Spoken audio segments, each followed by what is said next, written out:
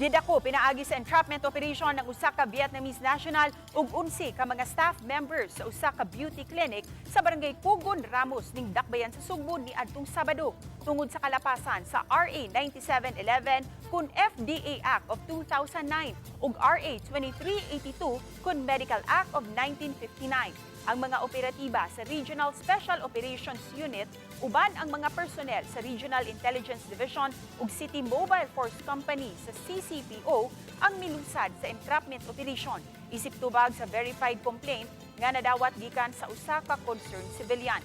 Base sa aligasyon, ang klinik giingong nagpahigayon og dili lisensyadong beauty enhancement procedures ug pakyas sa pagbutyag sa brand sa mga produkto nga gigamit.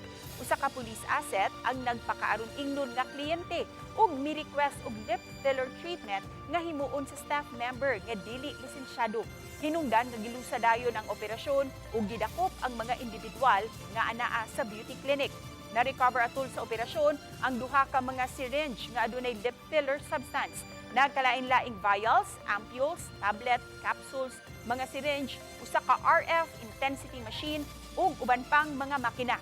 Ang klinik giingong wala usab nakapresentar og bisan unsa nga FDA accreditation nga required sa pagtanyag og medical cosmetic services.